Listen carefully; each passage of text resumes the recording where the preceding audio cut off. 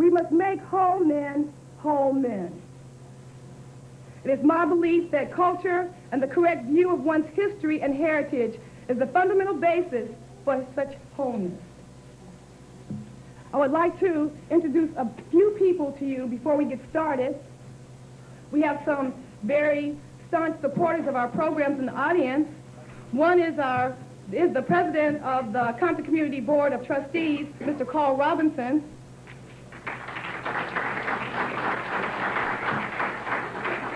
Also, our Associated Student Body President, Mrs. Kelly Hamilton Wilson. And I would also like to introduce to you the EOP&S staff who has worked diligently in bringing this program to you, and they're standing on the side and probably around this room. Our moderator tonight is someone that I feel very close to. He has worked and done numerous research articles as he was employed at Compton Community College as our historical researcher. He's a very brilliant young brother who has read thousands of books. He has written numerous papers and has also authored his own book.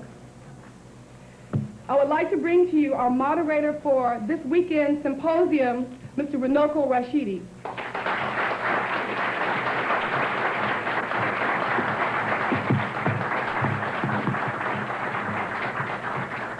Good evening. Initially, I was supposed to be a bit more than the moderator for this evening. I was supposed to speak on the African origin of Greco-Roman civilization. We've had a slight change, however. Our first speaker tomorrow, or actually our second speaker, Mr. LeGrand Clegg, has suffered a death in his immediate family. And unfortunately, as a result of that, my presentation is going to be delayed until tomorrow morning, or early tomorrow afternoon. I hope you'll be able to come out, because tomorrow's program, while there's no Ivan Van Sertima's on the on the scorecard, is really going to be impressive and deal with some areas that most of us are really not very familiar with. For example, the Black Madonnas of Europe. Now, UCLA, as you probably know, had a program last weekend called the Dark Madonnas.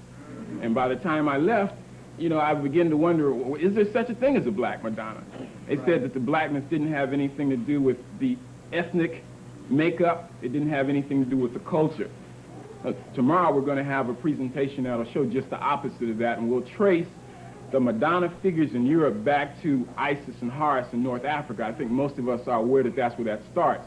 We'll feature Brother Don Luke, who is a young brother also, but has done some very exciting research on blacks in Western Europe. It'll feature someone else you're probably not familiar with, an elder named Mr. William Preston. Come out and check him out tomorrow. He's bad. Older brother, likes to call himself he likes to call himself a field nigger. In the sense that his goal, as he sees it, is to utilize this information to break the master's control, not to intellectually go off, and not to just get excited and fascinated by it, but to use this as a method or a means of liberation, because that's really what it's all about. It's not just an intellectual exercise, although it's exciting, it's very thrilling, but this is vital to our survival as a people, and not just our survival, but to our enhancement as a people and the rebuilding of a strong African society, strong African people all over the world. Also, the program tomorrow will feature Dr. Richard King, who will deal with the ice ages in Europe and the effect that that had on the transformation of human types from black to white. I should point out also that while LeGrand is not going to be here, his paper will be read by Mr. Nono Olu. So we will have that information also. An added plus tomorrow will be Mr. James Brunson. Now, you people, who's James Brunson? It's probably the question that goes through a lot of your minds. James Brunson is a young art historian in DeKalb, Illinois. And if any of you came out and saw Alexander von Wuthenau a couple of years ago, and you saw these slides, they really opened up your eyes in terms of blacks in early America. Well, Brunson has a similar collection of slides in terms of blacks in Europe and Asia. And he's a young man that you will be reading about more and more and more as the years progress. But tonight, we have somebody who's very special, and you all know him. He's Dr. Ivan Van Sertima. And I've known Ivan for several years now, and we've had working relationships off and on. He's been to Compton College several times, and I've always admired his work. But recently, that has really grown in stature. Now, the most recent issue of the journal, The African Presence in Asia, I edited. in actuality. And I got a chance to see firsthand what it takes to put one of these books out. And I said, man, my little hair that's left on there was falling out. It was turning gray. I was talking in my sleep, you know what I'm saying? Ivan has been doing this since 1979, year in and year out. It's so easy to say, I'm through with it, to hell with that, I don't want to hang anymore. But some people have that ability to remain constant, and in spite of fair weather or foul, to maintain the course. And Van Sertima has done that as well as anybody I know. Not only that, but the journals have had a quality of excellence about them. They just haven't been a bunch of pictures and a few paragraphs thrown together. But they've always had a fundamental theme, and they've always hit the nail right on the head. And they've always had articles in it that were supported by solid scholarship. And so let me read a little bit about Ivan in a method of introducing him. He was born in Guyana, South America. He was educated at the School of Oriental and African Studies in London University and the Rutgers Graduate School, and holds degrees in African Studies, Linguistics, and Anthropology. He's a literary critic, a linguist, and an anthropologist, and has made a name for himself in all three fields. As a literary critic, he's the author of Caribbean Writers, a collection of critical essays in the Caribbean novel. He's also the author of several major literary reviews published in Denmark, in India, in Britain, and the United States. He was honored for his work in this field by being asked by the Nobel Committee of the Swedish Academy to nominate candidates for the Nobel Prize in Literature from 1976 to 1980. And as a linguist, he has published essays on the dialect of the Sea Islands of the Georgia coast. He is also the compiler of the Swahili Dictionary of Legal Terms. Now, many of you probably say, I didn't know anything like that existed. Based on his fieldwork in Tanzania, in East Africa in 1967. He's the author, as you probably know, of They Came Before Columbus, The African Presence in Ancient America, the most comprehensive and thorough book of its type currently available. It was published by Random House in 1977 and is currently in its 10th printing. It was published in French in 1981, and in the same year was awarded the Clarence L. Holt Prize, a prize awarded every 2 years for work of excellence in literature and the humanities relating to the cultural heritage in the African diaspora. Professor Van Sertima is the associate professor, or is an associate professor, of African Studies at Rutgers University in New Jersey, and editor of the Journal of African Civilizations. I could say a lot more, but I'm just going to introduce him, and instead of introducing him as Ivan Van Sertima, I'm going to introduce him as Ivan the Great, because that's what I think he is.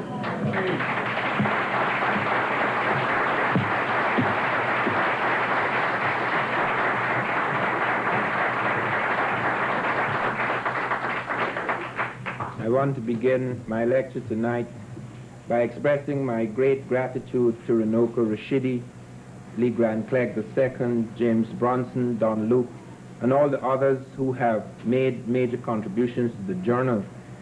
One of the things that became very obvious to me when I completed They Came Before Columbus was the fact that one was very much alone. This is how I felt for many years. I knew very little about the work that was happening around me. I knew about Chancellor Williams, yes, I knew about Diop. I knew also about Rogers, but there were very few people that I felt were involved in what I was involved in. Many of the articles I had read, many things I had seen around me were not involved in any serious, in-depth study of African contributions. It was merely enough to make a mention, something that was tantalizing, something that was provocative, but very seldom proven with a heavy body of authorities. What I am extremely pleased about is that there has arisen since 1977, the publication of my book, a whole school of scholars. Men like Rashidi, who is the first person who has edited one of the journals, the last issue, African Presence in Early Asia, and I'm extremely grateful for that, because Asia is one area in which I have done very little research, and without Rashidi's assistance, that journal would have been impossible. It is very important to know this, that we are involved not in any individual thrust, we are involved in a collective crusade. This is a crusade that involves us all. There is a spirit alive in the world. One sees it as one goes out of this country. I saw it in England. I remember many years ago, about 8 years ago, when I visited England and I saw my younger brother, and I took to him a copy of They Came Before Columbus. I had just completed it, and I gave it to him as a Christmas present, and he was very annoyed. He took it and threw it across the room. This was a man I had not seen for 10 years. And he said, "You spent 10 years studying Africans? I know they hunt lions, they're rather brave, but what else?" That is the colonization of the imagination to which we were subject. Suddenly I was brought back over 10 years. I had not realized the vast distance I had traveled in my head. I had come back to another planet of the mind. To hear my brother speak, I knew, because I was educated like him, I was trained like him. In fact, I had gone further in the betrayal of the black race than anyone I know, because I was as anti-myself as anything could be. I mean, when it comes to the colonization of the imagination, I was the perfect model. I was the perfect blueprint of the British. There was a phase of rebellion which was extreme. In fact, I was one of the people who was mentioned in a white paper in the British Parliament as being viciously anti-white, anti-British. Years afterwards, I wondered if it was the same person. I had become so tamed by the misfortune of that period that I had promised never to open my mouth again against the empire. It is quite clear that I did not keep that promise. However, when I went back to England in January of this year and Sheikh Anta Diop appeared on the same platform with me, that was a new England. There was my brother sitting in the audience listening to me for the very first time with tears in his eyes. He could not recognize the man who was his own family. And there underwent a conversion. And this is the sort of thing that I'm talking about, conversion. That we are involved in a crusade that is as serious as the crusade of Christ or the crusade of Muhammad. A crusade that alters consciousness. A crusade that is almost religious in terms of its intensity and in terms of its impact and effect. One can actually change the mind of the world. Only history can do that. We cannot do that by being overwhelmed constantly by the living present, because the present is only a fragment of reality. It is truly said that reality, appearance is seldom reality, and reality seldom appears. And the reason why reality seldom appears is that you have to make reality. Reality is the evocation of a wholeness.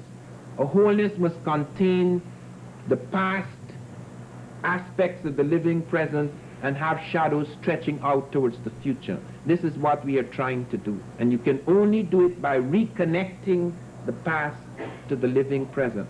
The prejudices which we suffer today, the colonization of the imagination, the kind of blindness that exists in Western civilization is due to profound errors and often profound misrepresentations, deliberate conspiracies against the history of the African and the history of other peoples in the third world. What we are learning at this conference is tremendously important, because we become aware through the work of these various scholars involved in this what lay at the very root of European civilization. I'll never forget Gandhi's statement when he was asked, "What do you think of European civilization?" And Gandhi said, "It would have been a good idea." Because truly, there was no proper civilization in Europe. The Greeks had nothing that we could boast about until they met the Africans in Egypt. And this is not speculation. The Greeks say so themselves. In the new book that comes out in December, African Presence in Early Europe, which is the most comprehensive volume in the world on this subject. It is larger even than Blacks in Science. It's the most ambitious project attempted by the Journal of African Civilizations. We have an essay by Martin Bernal, who is a classicist scholar. He, in fact, was related in some way to some of the early works of Gerald Massey, etc., through the family. And Martin Bernal shows that initially there was an ancient model which the Greeks built up, showing quite clearly, not only through Herodotus but through Euripides and Aeschylus, that they were very well aware that most of their gods, that many of their sciences, their philosophic concepts depended upon the African. They make this quite clear in statement after statement, and they have no doubt as to who the early Egyptians were. They actually saw them. They weren't speculating about them, and they said they had woolly hair and black skin. I'll never forget Sheikh Anta Diop bringing that up at the Cairo conference in 1974, and a modern Egyptian who has nothing to do with the pyramids jumping up, Abdullah was his name, jumping up and saying, even if they're black skinned, they're white. I saw echoes of that just a month ago. I was on the radio in New Orleans, and a white professor called up and says, I cannot understand how you could say such a thing about the early Egyptians being black. Everyone knows that they were Caucasoid Hamites. And I said, but why then did the Greeks say they had black skin and woolly hair? He said, yes, because they're Hamites. They were burnt by the sun. I said, my dear good fellow, this is not a minstrel show. You cannot put on black skin and woolly hair when you want to claim a civilization, and then when you don't want to claim it, when you want to push us out, you say it's pure lily white. How come you put on your black skin in order to become lily white whenever you try to interfere with our civilization?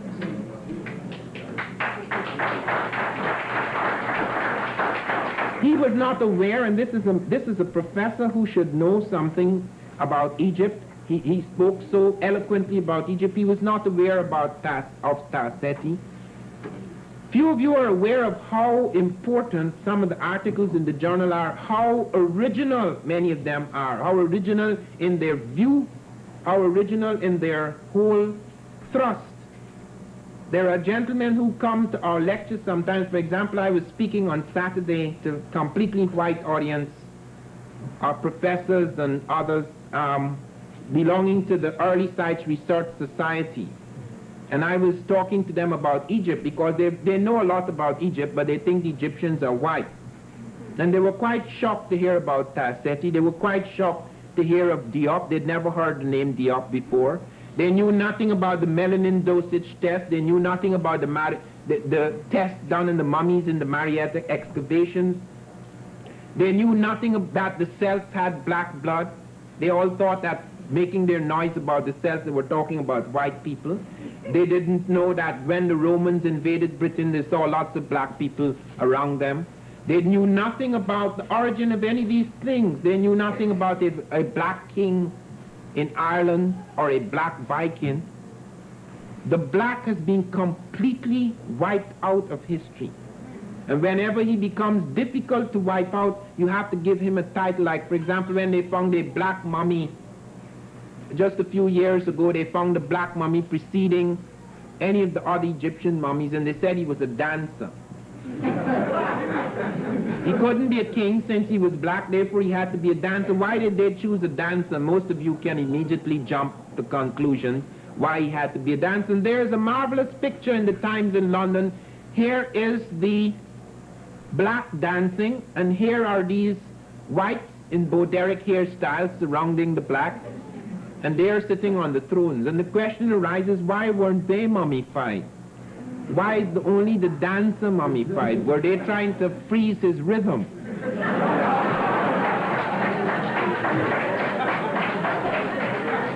These absurdities do not appear as absurdities because you have a blindness in the eye of the world. As I have pointed out again and again, the reason why I was able to do the Swahili Dictionary of Legal Terms is not because I was a legal expert or a linguistic expert, but I found to my astonishment, and it was very fortunate that I got into university very late.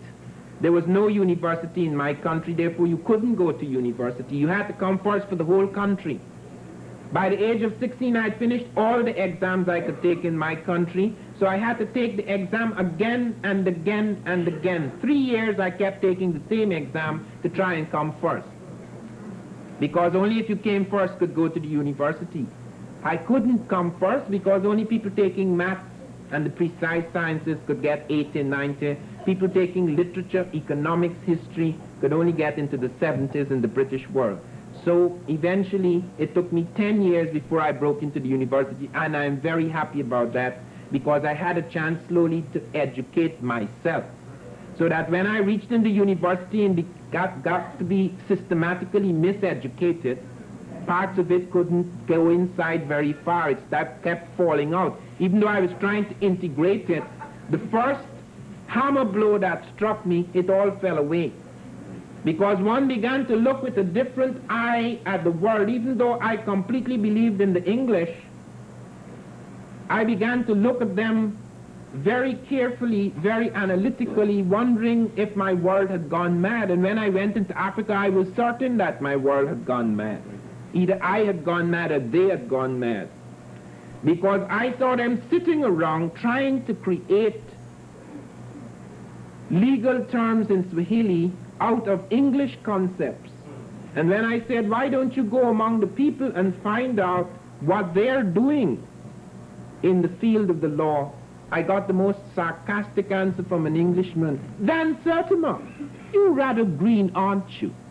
You go among the people to look at their books to see how they use these terms? What books? These people only started to write when we came here. This contempt runs through all African studies. What we are doing here today is considered to be a romantic enterprise. Studies of primitives, studies of peripheral Africans, study of little communities scratching the soil, that's considered to be serious anthropology. But studies of great civilizations, complex developments, contributions to world civilization, that's considered to be romantic. When it is done in Europe, it is not romantic. Nobody studies the peripheral Europeans. The Wall Street Journal, I found to my astonishment a few months ago using my same thesis, core and periphery, where they are pointing out, this is the Wall Street Journal, you know, using the exact words that I have been using for years, saying that when you move away from the core of European civilization to the periphery, you find people on the edge of starvation. I have lived among those people. I know them. I know that on the edge of Europe you have people on a semi-primitive level, because I have lived among Europeans who have never seen a black man in all history. And some of them as many as 20 to 30 Europeans using one bathroom. This is the 20th century. In 1917, as late as the beginnings of this century, the Russians only had the hoe. That was the highest level of technology in a great part of Russia. In 1945, when the Russians advanced down against the Germans, some of them in Budapest saw a watch for the first time ticking. They ran away. They thought it was a time bomb. This is the middle of the 20th century. We do not treat Europe in that way. We do not deal with European history in that way. We do not look at the primitives or the barbarians on the edge of Europe. We always search for the best, the quintessential European, the Greeks and the Romans, and even they, when we start to scratch the surface, there's a black man underneath it. Because there is absolutely no question that the so-called Greek miracle would not have been possible without the contributions of the Egyptians. And there is no question among the Greeks that those Egyptians they met and found were black Africans. The whole world has changed. America, for example, is no longer America. There's almost no American in this room. We're all Europeans, Africans, Asians, etc. There may be one or two American Indians, or there may be one or two of us who have a streak of American Indian blood. So the original Americans are not the modern Americans. The original Egyptians are not the modern Egyptians. Sadat, when he was here a few years ago, said on CBS television, it was struck off the air, I am a black man, and I'm the first true pharaoh in 2,000 years. That was struck off the air. He repeated it to Jesse Jackson, though. And I don't think his wife would like that statement. I heard that she was annoyed when she heard a black man played Sadat in the TV series. Egyptians have some strange, modern Egyptians, they have some strange ideas about their heritage, and yet when you start talking about the achievements of Egypt, they're jumping to claim it. They have absolutely nothing to do with that.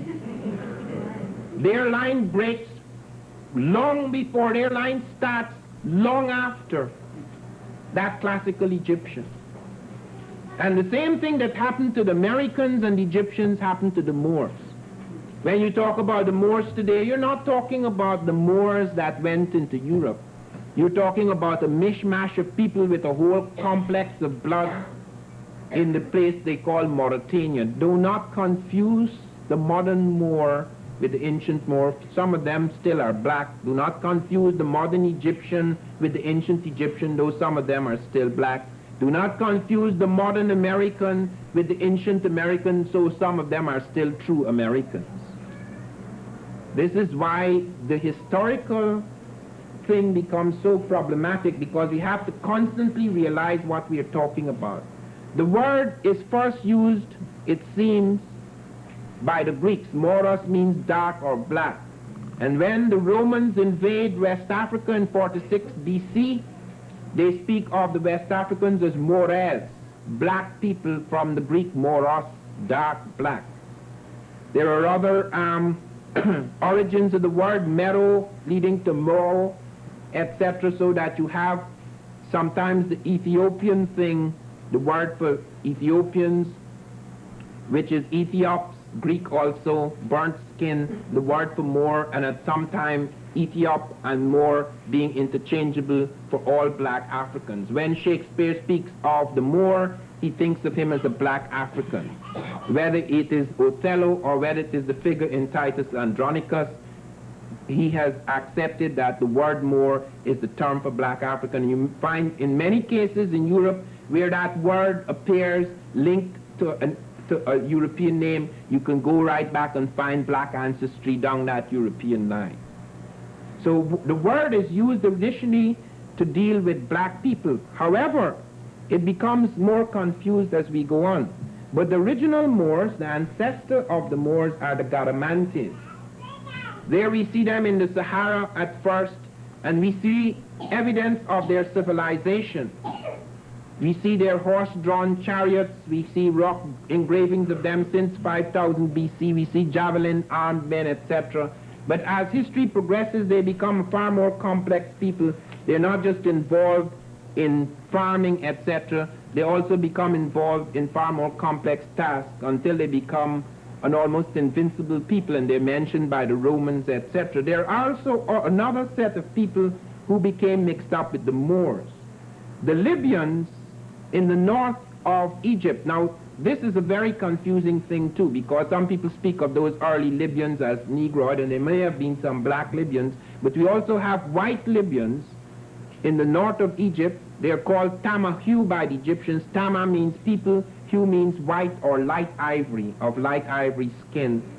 And we find them defeated by the blacks in the first dynasty. Menes makes a raid against these fair-skinned people, and they are defeated and crushed by the blacks, and then they are kept in control. We also have later evidence of thrusts against them by the blacks on the Sethos in the 18th dynasty, also raids by the Sudanese, etc. But these Libyans, some of the fair-skinned type, go back into parts of northern Africa, intermixed with blacks, and we have a mix of these people, so that we both have black Moors, which are the Garamante type, and we also have tawny or white Moors, which include the mixed type and the fair-skinned type. However, at the time of the invasion, we're going to find a different situation again emerging. But let me, before I deal with the invasion of Europe by the Moors, bring into context the most important figure behind that invasion, and that is Muhammad himself. Muhammad is born in 571 AD. He is born among a very backward people, just as Jesus was born among fairly backward people. I want to note something, that people speak of Christ as a Jew. Jesus, not Christ, Jesus, the Christ, okay, because there are Christs before Jesus. Okay, the idea of the Christ comes from the African word Christ, Karast, Egyptian meaning the anointed one. So you have Christ figures before you have Jesus. He is Jesus the Christ, the last and the most powerful and most remarkable of the Christ figures. But Muhammad when Muhammad is born among warring Arab tribes of the desert. Muhammad transcends the limitations, the blindnesses, the stupidities, the savagery of those warring tribes, and brings to birth a religion, an idea, a concept, a vision of man that is unusual and has tremendous appeal, and that starts a whole new crusade and movement. What is it that attracted people to Islam? What is it that attracted people to Muhammad's vision? And that is the fact, first of all, Muhammad accepted Jesus and Moses. So Christians did not feel, or people who believed in Jesus did not feel that they had to abandon Jesus, okay, because the Muslims embraced Jesus, they embraced Moses, they accept them as prophets also. They also have doctrines of equality and brotherhood. They also encouraged commerce, which attracted the tongue dwellers, and they encouraged the idea of conquest, that they would go out in a great crusade to conquer the world. This is something that inspired the restless desert tribe. So there was something for everybody. And another thing which is very important, that they did not, like the later Christians, so-called Christians, they did not attempt to destroy the cultures of other people in order to make them Muslim, because you could confess to being a Muslim and become a Muslim and still retain aspects of your culture. This is something that we find very startling at a place like Walata, later on in medieval Mali, where the Arabs are startled, like Ibn Battuta, to find that the Africans are continuing all their main customs, and yet they're calling themselves Muslims. So that they give full obeisance to Allah, and they have all the elements that you would find in Islam, but they are also maintaining their own culture. They don't destroy it. This is going to become a very important point as we continue, because you're going to see why is it that the Africans and the Arabs invading Europe did not destroy European culture, and yet brought something superior to it into Europe, yet did not destroy it. Whereas Europeans invading Africa and other places sought to destroy everything they found. The great thrust into other parts of the world begins with the death of Muhammad.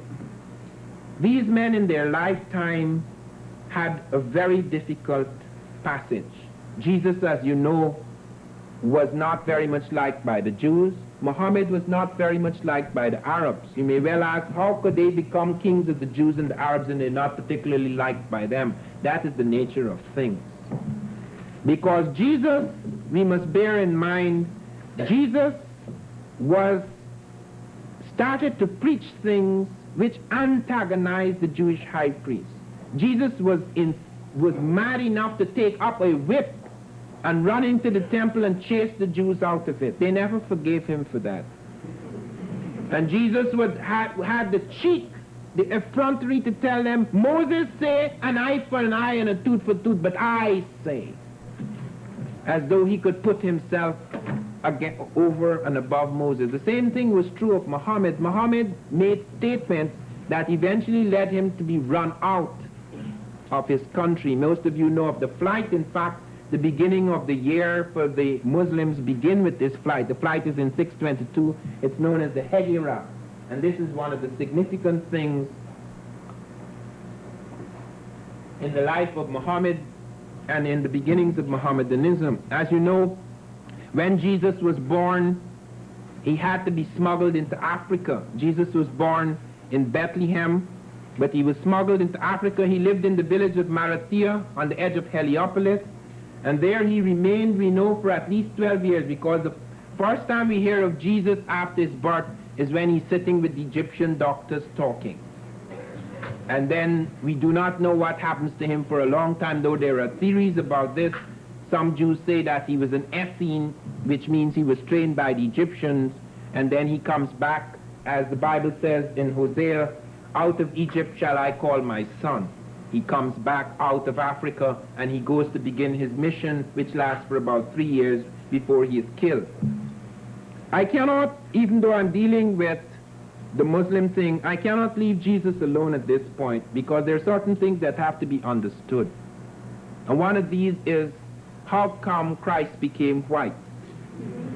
The only time Christ met white people was the day he was arrested, when the Roman soldiers came upon him. And the next time he had dealings with white people is when they were pushing the sword up in his side. Yet here he is, blue-eyed and blonde-haired, and his only encounter with Europeans are with policemen and soldiers. And it's very important to note that there is no harm, nevertheless, in representing God or what you conceive to be God in your own image. There's no crime in that. The Europeans had a perfect right to make Christ white, because once they were converted to Christ, fine. But don't go pushing it down other people's throats. That is the point. Don't come telling me about the white Christ, because the first physical representation of Christ is found in a coin of Justinian II. And when you look at him, he has African hair, he has the woolly hair, he has brown skin, he has a Semitic type nose, which you could find, for example, on the so-called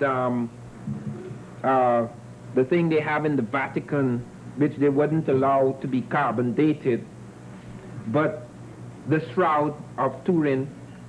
But it is quite clear that we are dealing with a type that is mixed, and which, as Edward Kennedy, to my surprise, pointed out to that bigot a few months ago, that if Jesus was in South Africa, he would be called a black, and he would be treated like a black. Muhammad transcends also the littleness of the people around him, so that these men represent, they're not to be seen in racial terms, they represent the very best in human consciousness, in human vision, the vision of the human, and they transcend race and sex. That is the reason why they became universal principles in the world. We are not to attack Christianity or to attack Islam because of excesses by Arabs or Jews, because that has nothing to do with the essential Christ or the essential doctrine of Muhammad. We have to go back to when it was a revolutionary doctrine, when it had the pristine quality that could transform the world, because men take anything and make it into anything.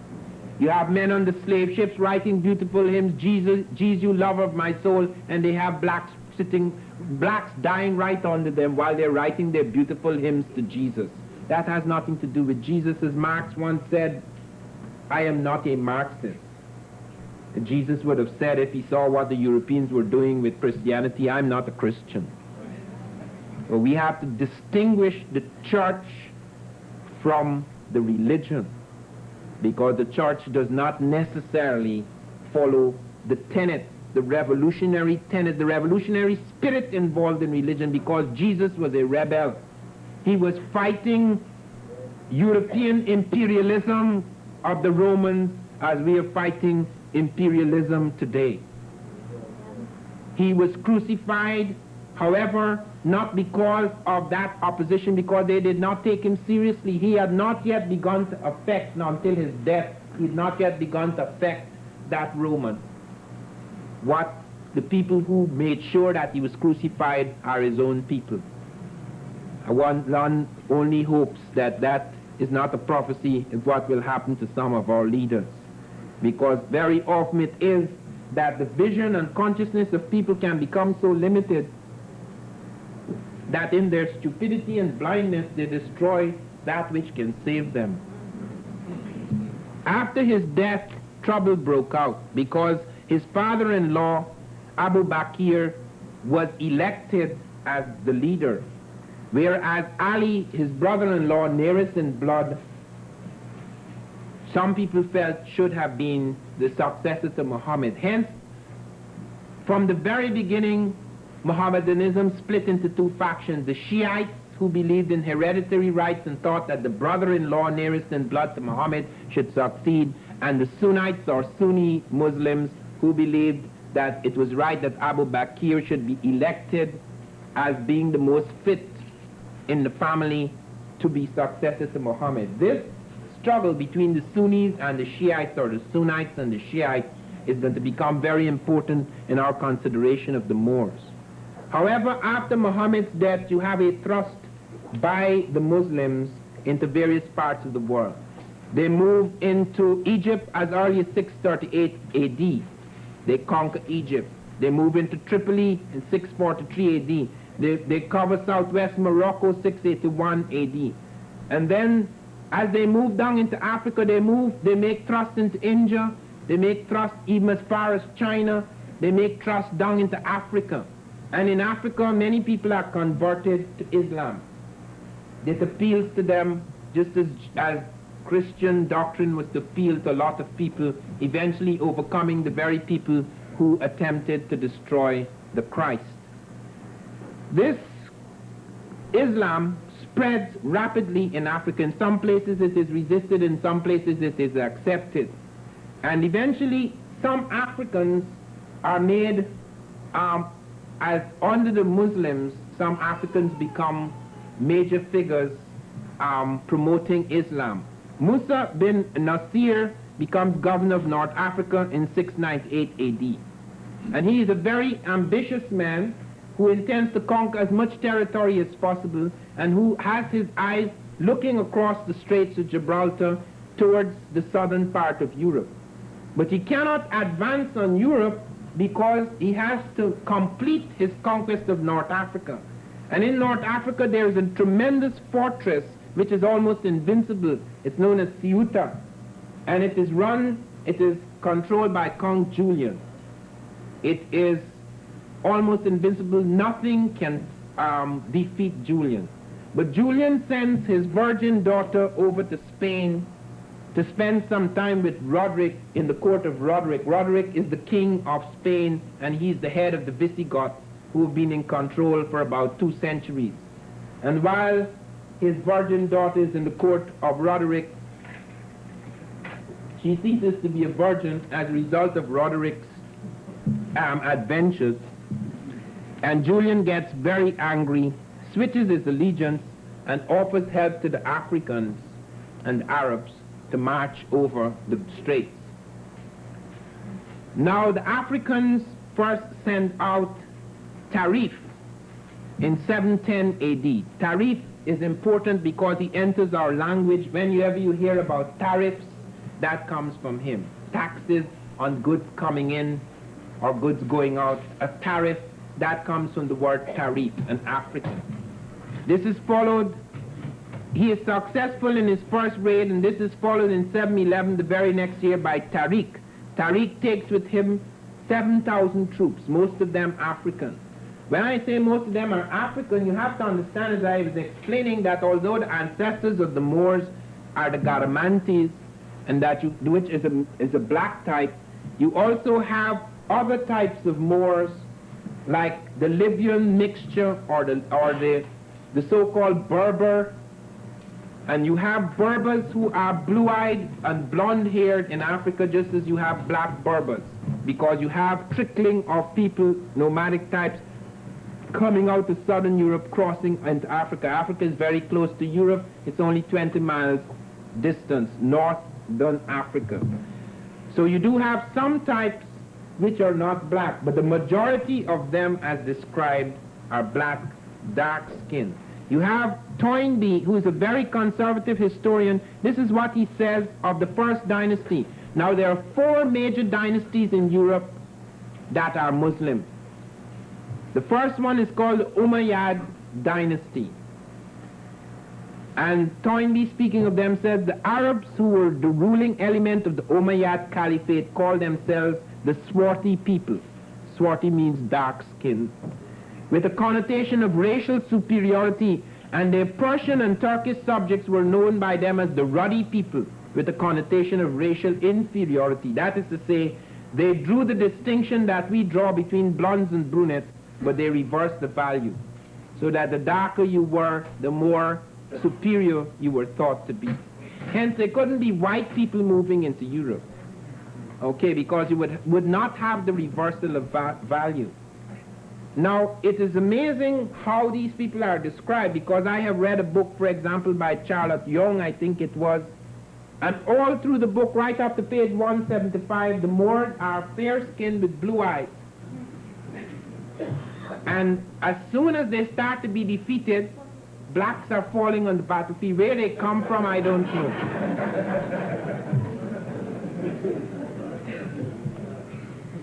As I said, it is a mystery that they are so absent in life and have such a great presence in death. The movement, the first dynasty is known as the Umayyad dynasty. It is a Sunni dynasty, and they rule Spain from 715 to 750. By the way, I have to point out to you that this thrust did not only overcome Spain, it also took parts of Portugal. And during the years 715 to 750 AD, you have movements which continue, which take over parts of France like Lyons, Macon, Chalon-sur-Saône.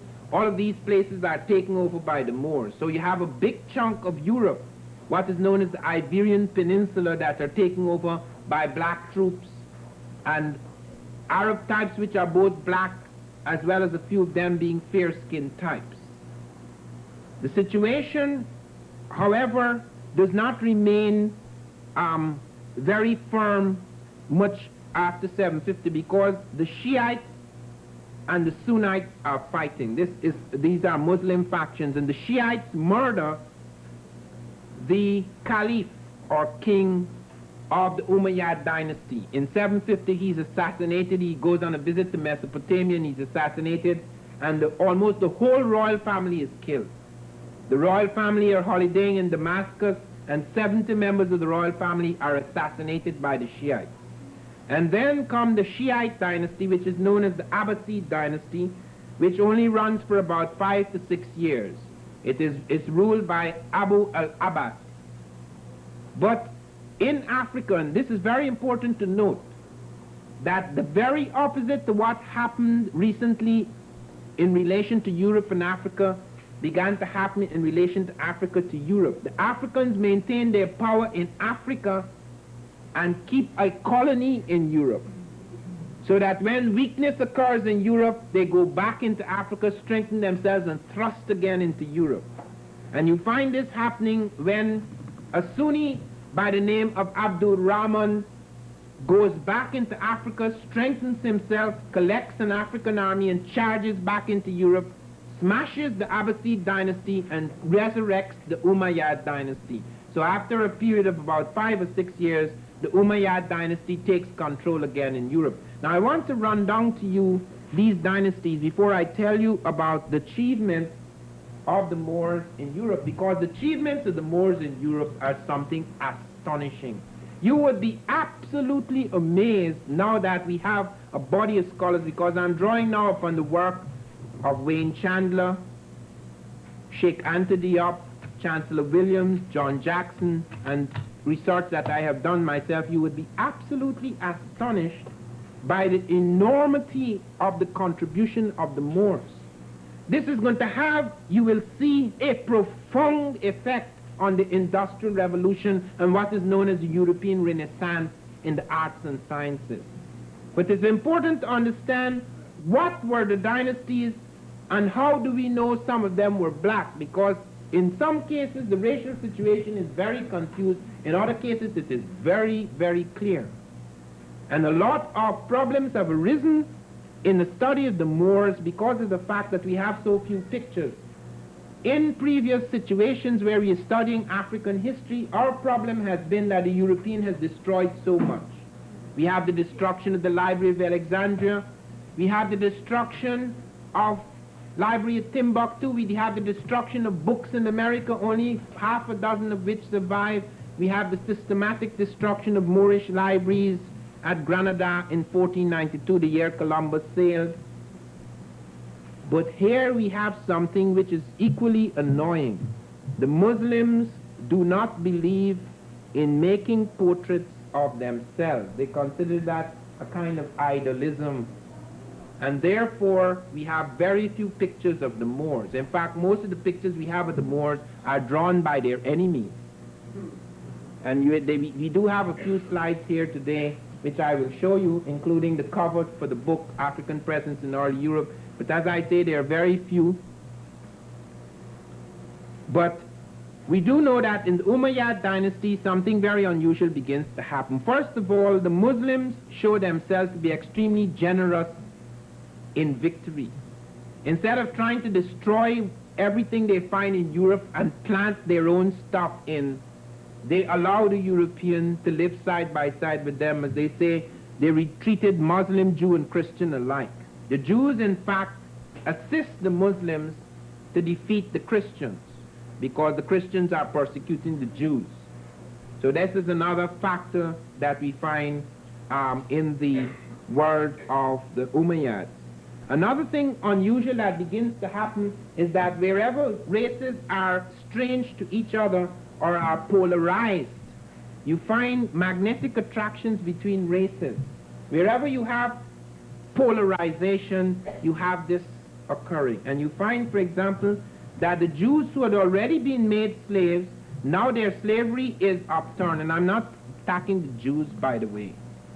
Okay, I have to be very careful about that. Because I am not anti-Semitic. Recently I have been speaking at Farrakhan's place, The Final Call, and there was a big picture in The Final Call with me making speeches, etc. And several people have asked me, are you anti-Jewish? And I pointed out to them that my common ground with Farrakhan, as with any black leader in this country or the world, is our common commitment to black pride and black dignity.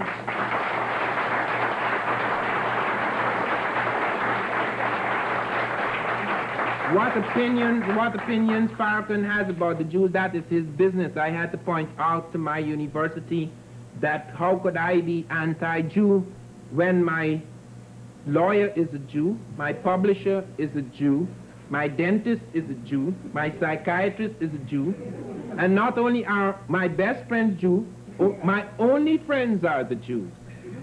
So let me put that to rest, including the black Jews, of course. The important thing to note here is that something began to happen which is very unfortunate, and that is the white slave trade. Slave comes from Slav. And the reason why the word slave comes from Slav is that the first slaves are white. The Arabs and the Jews get involved in this. It is said that Abdul Rahman had nothing to do with it. He did not give it its blessing, etc. But they seem to have some sort of secret on-the-ground slave trade going on. And you find, just as when the whites took over countries, they brought black women into their harems, or at least had secret liaisons with black women, you have white women finding themselves into the concubinages or harems of Arabs and Africans. They had the power to do this, and you find this happening, as a result of which you have mixings and meltings of people that further complexify the situation of who were the Moors. But this does not remain for long, because after we move from the Umayyad dynasty, the other two dynasties are clearly African. Almoravid dynasty, for example, when Abdurrahman dies, someone takes over who is not as capable as a general or as an administrator, and you find tremendous upheaval, and you find that they cannot sustain and consolidate their positions in Europe. The Christians, the European Christians, begin to arm themselves against them, and eventually by 1031 the Caliph is dethroned and the Umayyad dynasty comes to close. This goes on for a little while, but once again Africa thrusts again into Europe. It's not just one invasion. It's very important to note that the Africans do not lose their base in Africa, and that is why the Muslim thing was kept up for so long. Because when the Muslims cracked up in Europe, the Africans were thrust again into Europe and sustained the Muslim dynasties. Thus it is that just around the time the Caliph is dethroned, we find something beginning to happen in Africa. A man called Yahya, an African called Yahya, is developing a movement in the Sahara. He links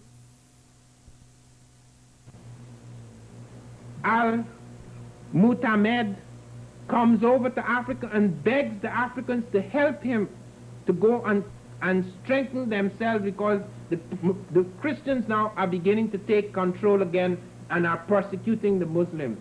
So the African army thrust back into Europe. 15,000 men, including 6,000 cavalry.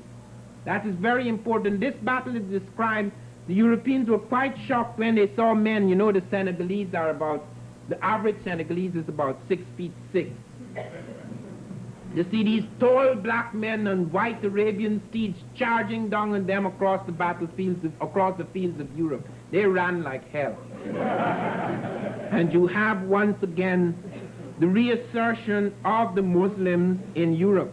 You have what is known as the Almoravid dynasty, which is the third major dynasty in Europe, and some of the kings of Spain, the little kings, petty kings, not running over Spain with little principalities, they are soon conquered, and the Africans assume once more supreme control. Towards the close of the Umayyad dynasty, you have them split up into little principalities, but here now they have one central sovereign, a sultan, who takes full control from about 1086 AD, and this runs for a whole century.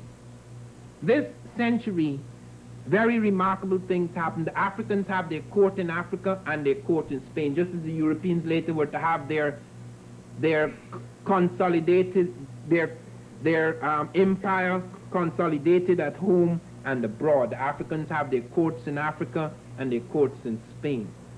And the Almoravids, they are very strong until Yusuf dies, and then comes his son, who is not as strong, not as prepared, and things begin to fall to pieces after a while. And once again, after about around 1142, the African empire is lost as well, and the Spanish empire is lost 3 years later. But then comes another African. This is the last and the most African of all the dynasties. This is known as the Almohade. A man arises, a leader in Africa in the early 12th century, who calls himself Mahdi, or the Mahdi, and his followers begin to strengthen themselves, and they push aside the Almoravids, and they invade Europe, and by 1150 their armies defeat the Christians of Spain. This is the last of the great African dynasties. It runs right through to 1230 AD, when eventually the Christians begin to push the Africans back. About 3 million Africans go back down into Africa, and the things begin to break up in the Iberian Peninsula, and it still holds a certain strength for about 200 years until 1492, the very year Columbus sailed. The last great battle between the Christians and the Moors occurred, and the Christians are finally defeated at Granada, and a massive destruction of Moorish documents occurred. But what did the Moors bring to Europe? Why is it that Spain and Portugal, where the Moors were strongest, why is it that they led the expansion of Europe? Why is it that the thrust into America, into Africa, was led by Spain and Portugal? What special advantages did they have over the rest of Europe, and to what extent did the Moors have something to do with this? And here we come to their contributions. When the Moors entered Spain under Tariq in 711 AD, Europe was in the dark age. Whatever the Greeks may have done, whatever the Romans may have done, Europe had fallen into grave decline. European science was a joke compared to African and Asian science. The Europeans, for example, one of them was trying to show that the distance from the Earth to the Moon was the diameter of the Earth. In order to write the diameter of the Earth, he calculated or estimated the circumference and divided it by 2. That was the level of science. There was no complex mathematics, no complex science either in Spain or any part of Europe at that time. Many advances that had been made by the Greeks and Romans were lost. So that when Chandler calls his article Light of Europe's Dark Age, this is a very true and precise statement of what was happening. Then comes the Moors. And the Moors caused a massive movement of knowledge into the places where they settled. Thus we find that Spain becomes the main center for the translation of all the works of antiquity. Egyptian works and all other works that are translated into Arabic, then they're translated into Spanish, then they're translated into Latin. Thus Europe becomes open, and the Muslims become open to the knowledge of the world. They thrust into India, they bring back various things. How many of us know that the Europeans only counted with letters? The Europeans did not have 1, 2, 3, 4, 5, 6, 7, 8, 9, 10. If you talk about Roman numerals, it's IX and X, and those are letters. The Greeks used letters to count with. The Romans used letters. It is the Indian, the Hindu, who had those numerals, and Arabs brought it out of India. Many things were brought out of Egypt. Many things were brought out of various parts of the world in order to build what was later to be known as Western civilization. So that we have an extraordinary situation. One of the things that is most remarkable is that the very things that were used to defeat us came from outside of Europe. Artillery, firearms are not European in origin. People like to say, oh, we defeated you because we had superior firepower. Where did they get it from? The Arabs. A manuscript in Leningrad, an Arabic manuscript, shows the first use of artillery by the Moors in a battle with the Indians. The chemical components of gunpowder are developed through the chemistry of the Moors.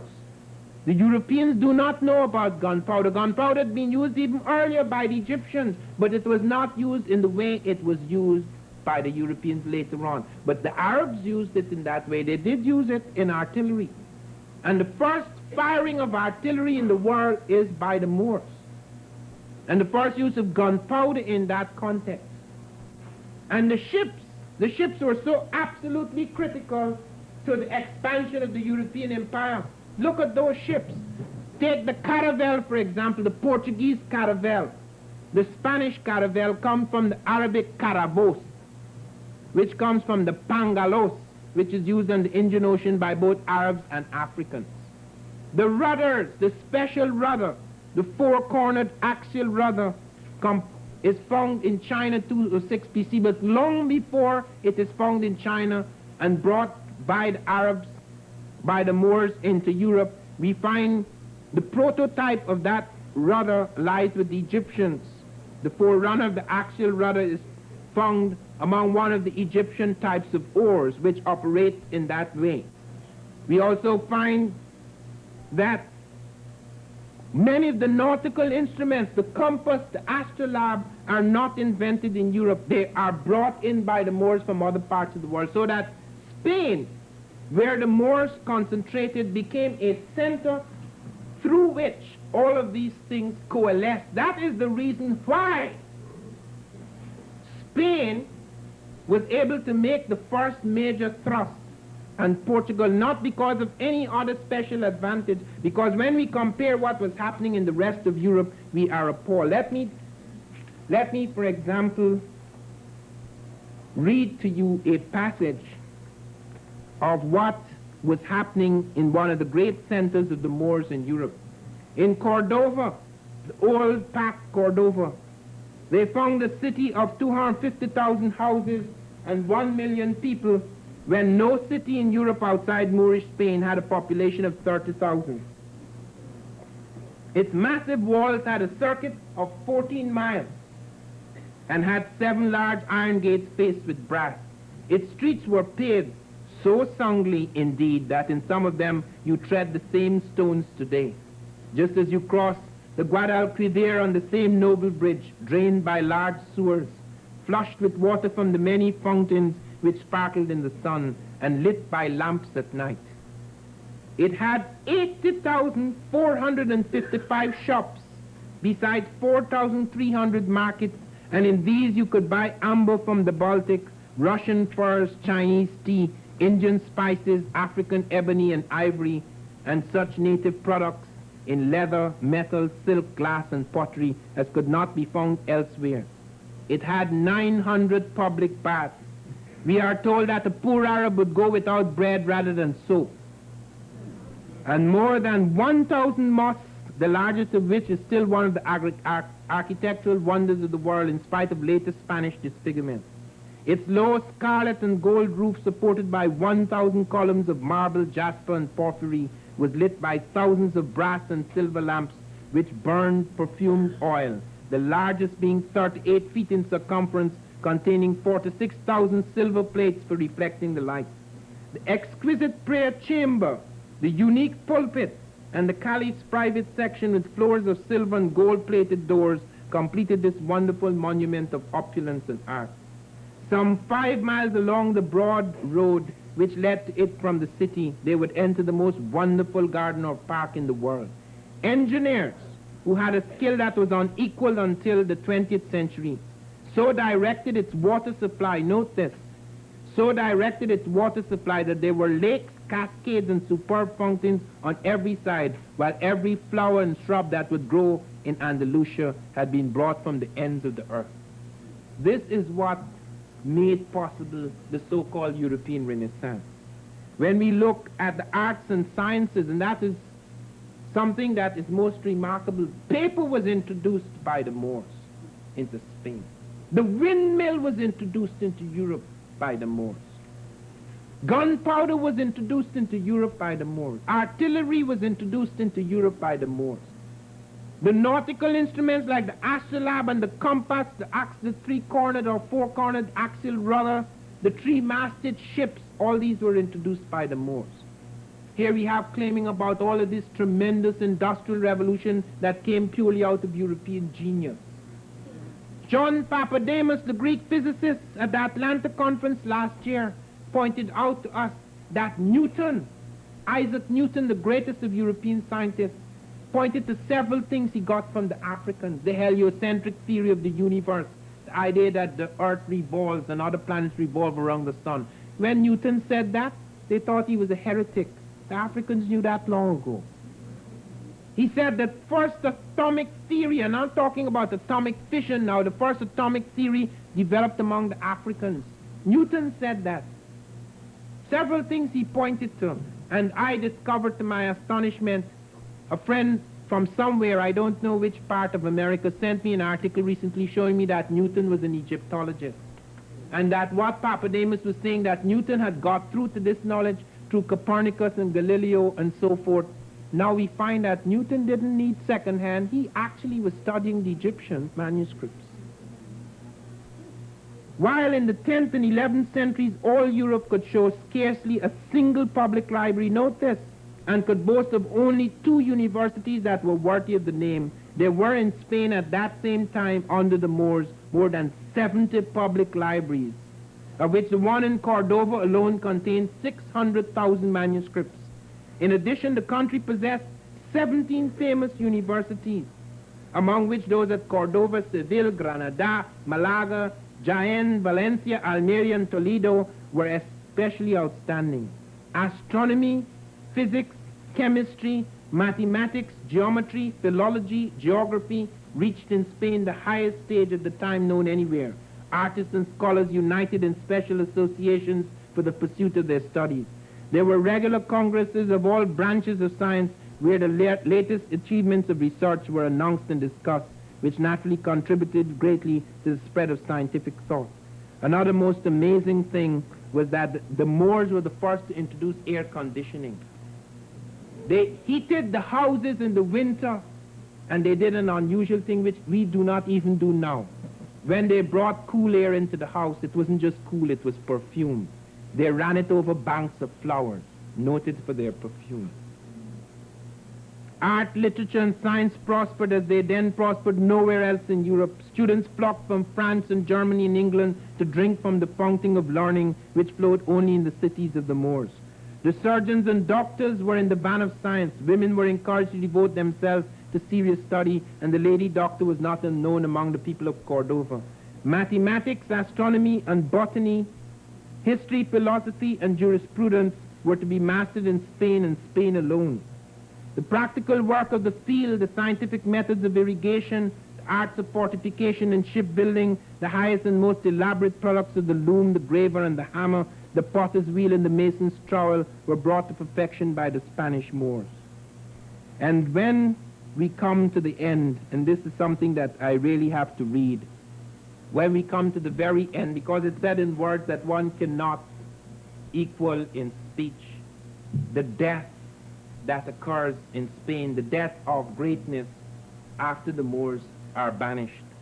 In 1492, the last bulwark of the Moors gave way before the crusade of Ferdinand and Isabella, and with Granada fell all of Spain's greatness.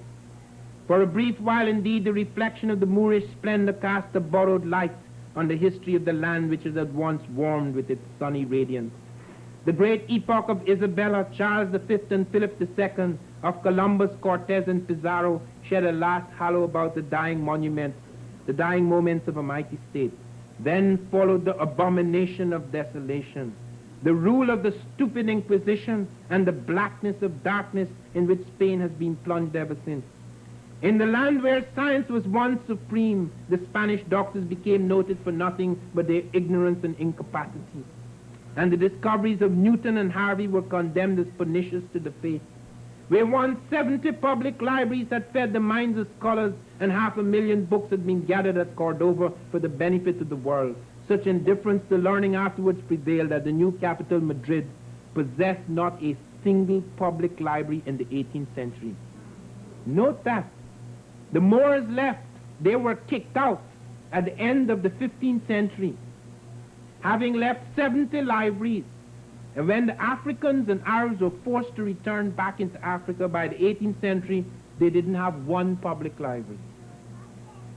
The 16,000 looms of Seville soon dwindled to a fifth of their ancient number. The arts and industries of Toledo and Almeria faded into insignificance. The very baths, public buildings of equal ornament and use, were destroyed because cleanliness savored too strongly of rank infidelity. Note that.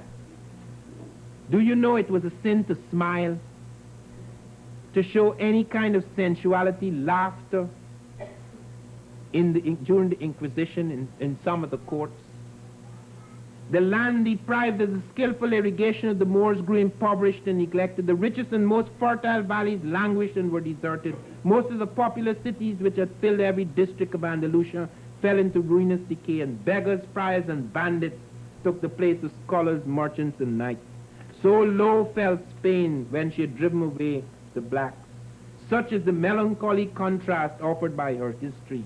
And this is by Stanley Lane Poole, by the way. So that we have here a range of things. We find the corrective eyeglasses first begin among the Moors. We find a whole range of sciences and a great number of scientists, too many to mention.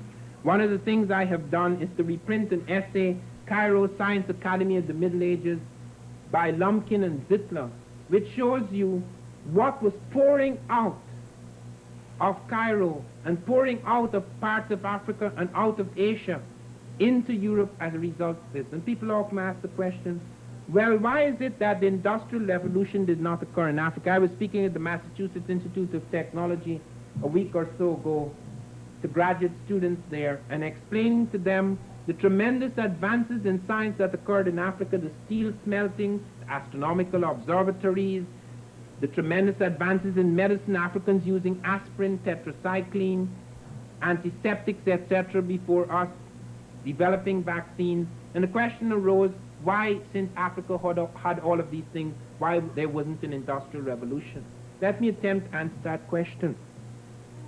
Africa was extremely unfortunate in this respect, that it was not unusual that it should build its civilization in Europe, because the Greeks built their civilization in Africa. The British built their civilization abroad. They didn't build it in Britain, although Britain was eventually to profit from this. But the remarkable thing that happened in Africa is that Africa was attacked and weakened during a decline. It was attacked, rather, and invaded during its decline, the decline of one of its centralized empires.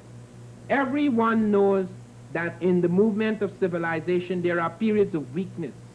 America had such a period of weakness at the height of the Aztec Empire, when the Aztecs had become extremely powerful and arrogant, had many dissident tribes.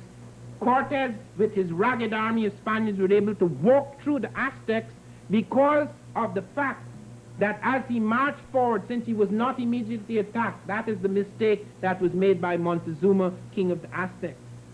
Montezuma could not have avoided that mistake because in the prophecy of the Aztecs, some sort of savior was supposed to arrive in 1519, a Quetzalcoatl was supposed to return.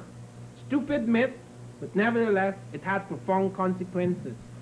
Because instead of attacking Cortez, when the Americans attacked Columbus's garrison, they wiped it out in one day. Columbus left the garrison after the first voyage.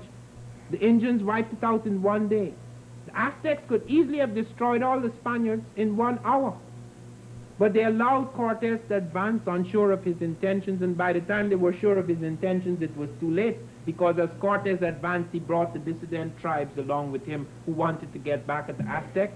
Even as the Africans advanced into Europe under Hannibal, Europeans joined with the Africans against their own Europeans because they wanted to get back at the Romans.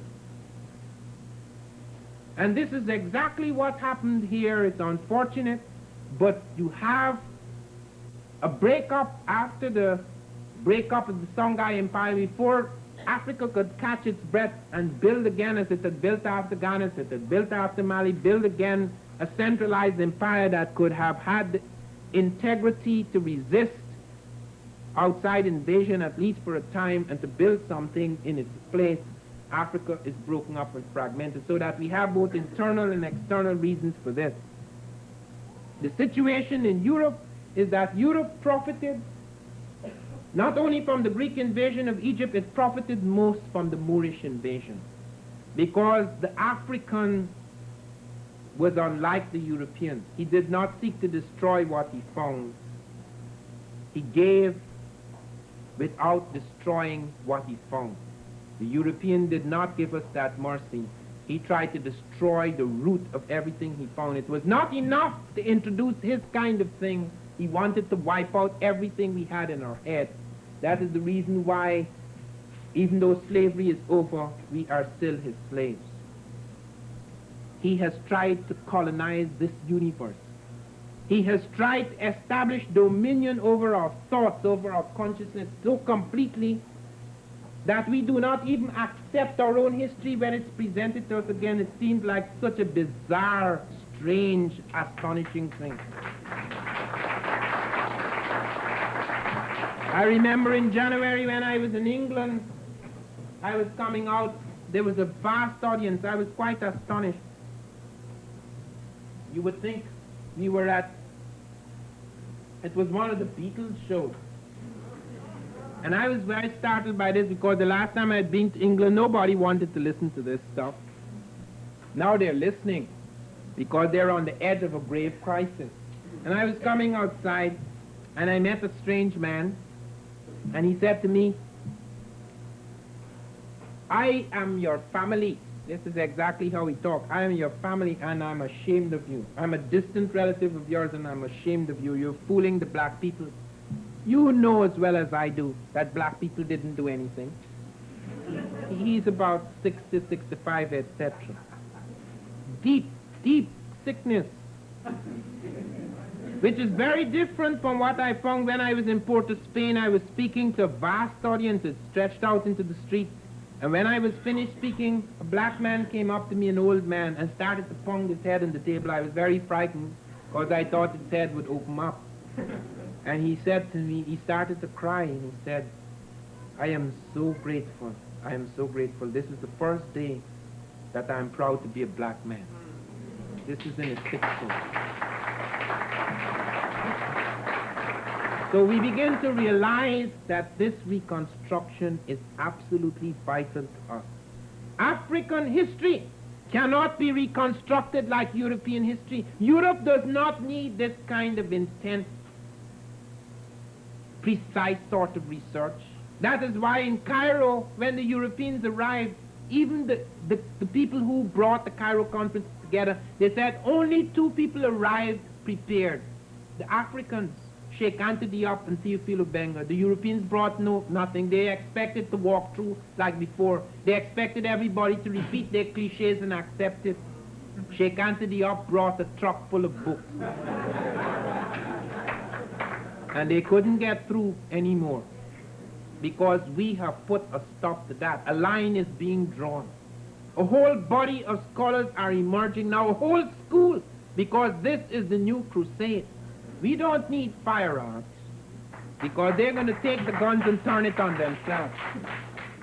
What we need is the firepower of intellect. What we need is the ammunition of our history, the facts. We need the facts. We need to go back in our history and find once again the ground out of which we have come. We need to find these things so that we could set this whole place on fire. We could undermine the foundations of this civilization, because this civilization is founded on a lie.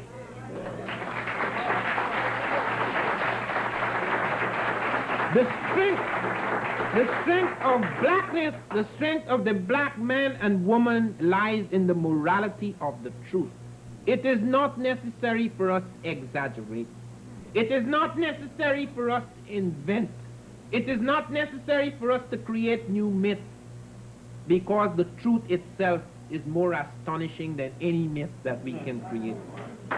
The more we learn of that history, the more we become aware of the extraordinary richness that lies behind us. We belong to something that is quite extraordinary.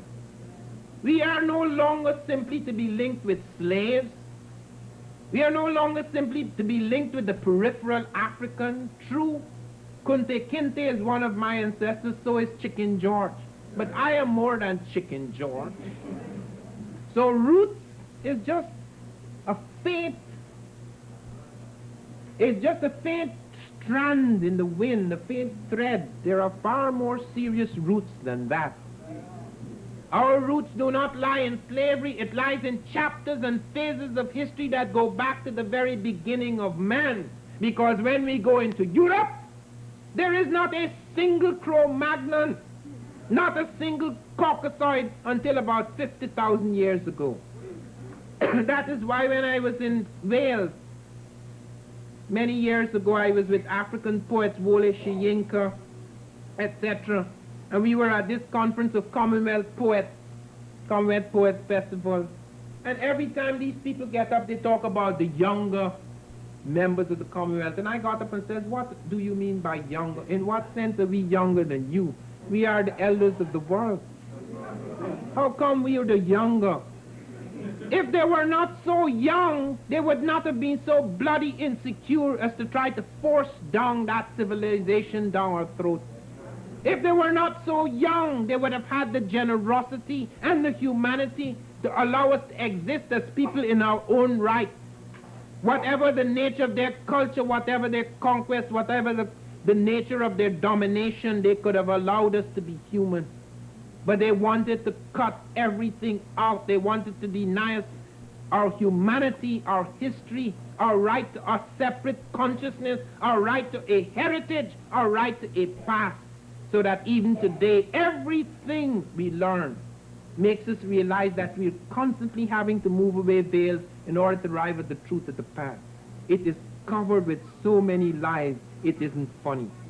And as soon as you unveil one lie and you show them the truth, they find another excuse. Everything that we unveil, there is some explanation. Like when I found the stone head, well, I didn't find them, but when I made it obvious that those stone heads were African, we find an expert saying the reason why they have broad noses and thick lips is because the tools were blunt. Every frivolous excuse is used by the establishment in order to establish, in order to maintain, in order to consolidate the basic untruths that lie at the foundation of this civilization. We cannot stay silent.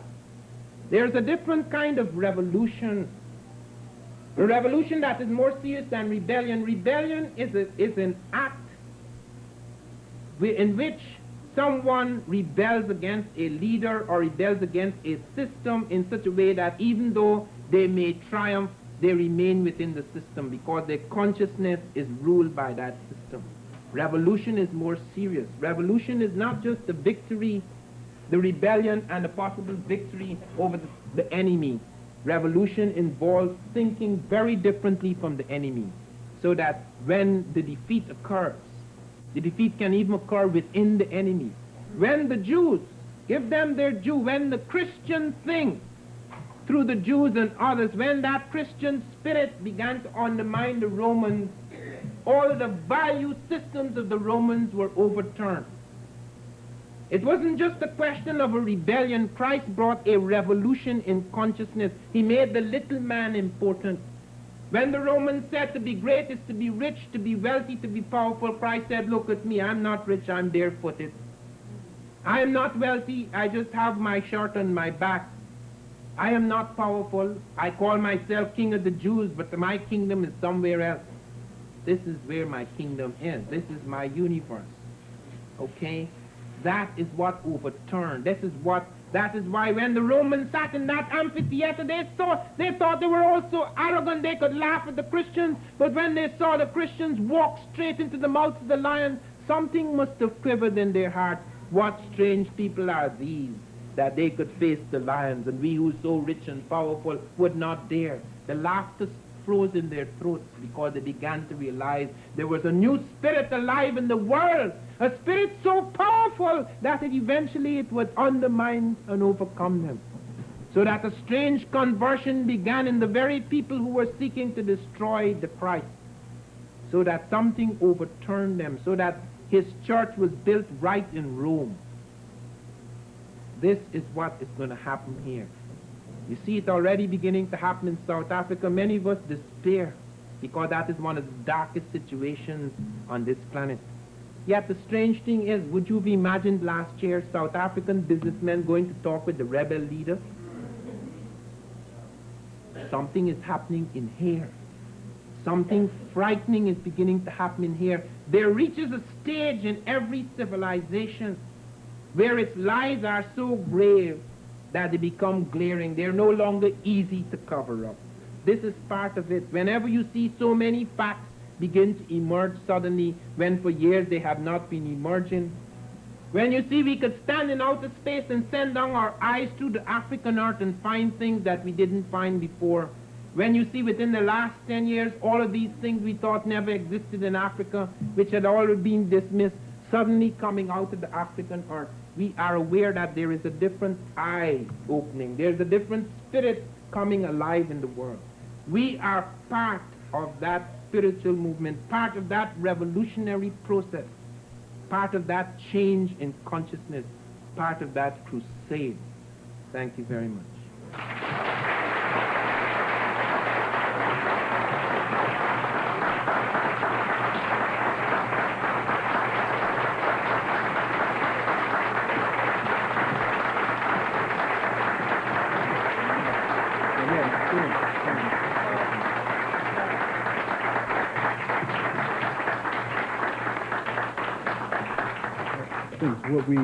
What we want to do is to, Dr. Van Sertima has agreed to entertain a couple of questions because I know he has an early morning flight that he has to take, so he agreed to do a couple of question and answers.